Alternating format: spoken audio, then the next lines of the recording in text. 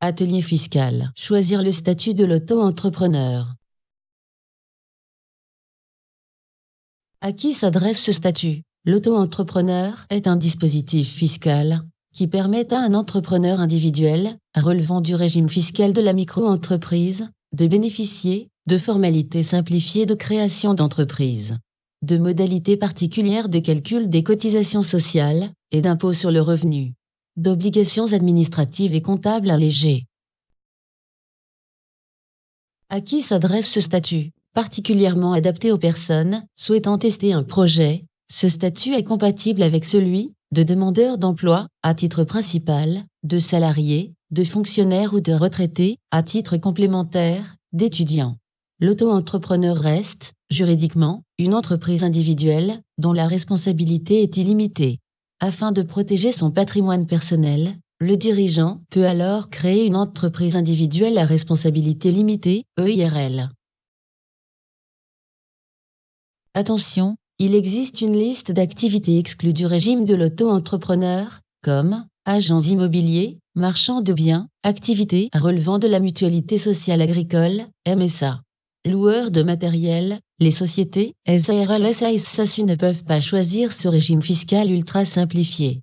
Elles sont de plein droit soumises à un régime fiscal réel plus complexe. Conditions de chiffre d'affaires.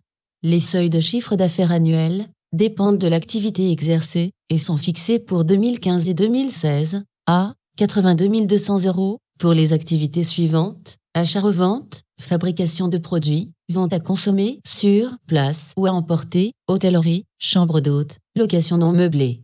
32 900 € pour les prestations de services commerciales et artisanales relatives aux locations meublées.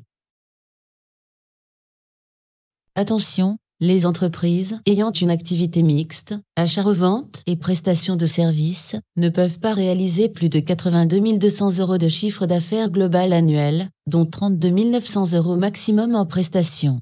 Les entreprises qui démarrent leur activité en cours d'année doivent proratiser le seuil maximal de chiffre d'affaires à ne pas dépasser.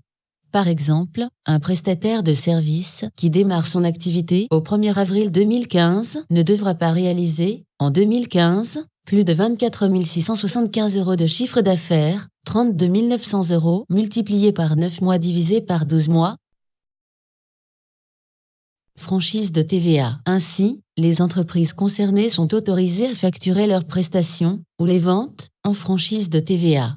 C'est donc une facture, hors TVA hors taxe, que le client reçoit, qui doit impérativement mentionner l'article du Code général des impôts, qui le leur permet, TVA non applicable article 293b du CGI. En contrepartie, elles ne peuvent plus récupérer la TVA payée sur l'intégralité de leurs dépenses, achats, frais et investissements. Formalité à accomplir. Depuis janvier 2015, l'auto-entrepreneur doit obligatoirement s'immatriculer à la Chambre des métiers et de l'artisanat, s'il exerce une activité artisanale, la Chambre de commerce et d'industrie, s'il exerce une activité commerciale, l'URSSAF, s'il exerce une activité libérale, quelle que soit la nature de son activité, principale ou complémentaire. Formalité à accomplir. Cette immatriculation gratuite lui permettra d'obtenir, comme toutes les autres entreprises, un numéro d'identification. Le numéro serait attribué par l'INSEE, à mentionner sur les devis et les factures, notamment. Un code APE qui dépend de l'activité principale déclarée. Le stage préparatoire à l'installation, SPI, est devenu obligatoire depuis janvier 2015 pour tous les auto-entrepreneurs exerçant une activité artisanale, qu'elle soit principale ou complémentaire. Cotisation sociale à payer.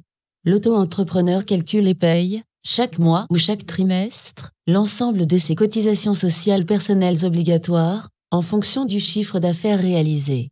Le pourcentage à appliquer dépend de l'activité exercée. Il est, pour 2015, de 13,30% pour l'activité de vente, 22,90% pour les prestations de services, commerciales et artisanales, ainsi que les activités libérales. Les charges ainsi calculées sont définitives et ne feront jamais l'objet d'une régularisation annuelle. Attention, une entreprise qui réalise un chiffre d'affaires annuel, n'excédant pas les limites du régime micro-entreprise, peut renoncer au statut de l'auto-entrepreneur et choisir un régime réel, s'il est plus favorable. En effet, ces taux de cotisation sociale, relativement faibles, s'appliquent sur la totalité du chiffre d'affaires et non sur le bénéfice.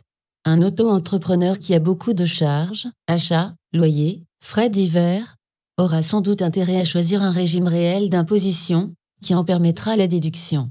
Ainsi, la base de calcul des cotisations sociales en sera diminuée. Bénéficiaire de l'ACRE. L'auto-entrepreneur peut bénéficier de l'aide à la création d'entreprise, ACRE, s'il est demandeur d'emploi ou bénéficiaire de minima sociaux, par exemple. Un document spécifique doit être rempli et déposé au Centre de formalité des entreprises, CFE, en même temps que le dossier d'immatriculation.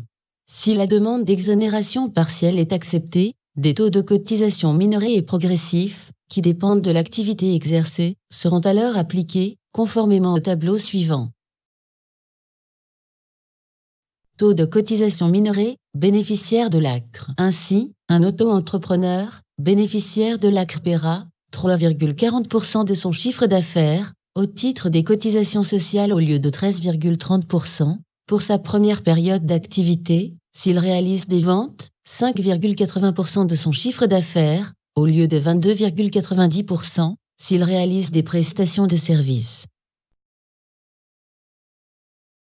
Option 1. Versement libératoire de l'impôt sur le revenu. L'auto-entrepreneur peut également, sur option à formuler, payer chaque mois ou chaque trimestre, l'impôt sur le revenu en fonction du chiffre d'affaires réalisé en même temps que les cotisations sociales. Le pourcentage à appliquer dépend, comme pour les cotisations sociales, de l'activité exercée. Il est, en 2015, de 1,00% pour l'activité de vente, 1,70% pour les prestations de services, 2,20% pour les activités libérales.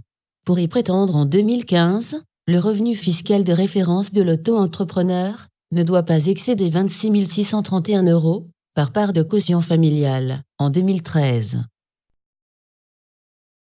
Récapitulation. Ainsi, un auto-entrepreneur qui a opté pour le versement libératoire de l'impôt sur le revenu paiera au total, au RSI, 14,30% de son chiffre d'affaires, s'il réalise des ventes et 24,60% du chiffre d'affaires, s'il réalise des prestations de services. Sur une base de 40 000 € de chiffre d'affaires annuel en vente, il paiera, au titre des cotisations sociales et de l'impôt sur le revenu, 5 720 €. Option 2. Régime micro classique. L'auto-entrepreneur détermine son revenu imposable à partir du chiffre d'affaires total réalisé par l'entreprise, diminué d'un abattement forfaitaire de 71% pour l'activité d'achat-revente, 50% pour les prestations de services, 34% pour les activités non commerciales. Ce revenu imposable se rajoute aux autres revenus du dirigeant, salaire du conjoint, revenus fonciers, et sera soumis au barème progressif de l'impôt sur le revenu, IR. Nouveauté 2015. Tous les auto-entrepreneurs paient dorénavant la cotisation foncière des entreprises, CFE. À l'exception de ceux ayant démarré leur activité en 2015, qui ne la quitteront qu'en 2016. Une taxe pour frais de chambre de commerce ou des métiers, calculée sur le chiffre d'affaires réalisé, sera perçue, en même temps que les cotisations sociales. Un compte bancaire dédié à l'ensemble des opérations financières, liées à leur activité professionnelle devient obligatoire.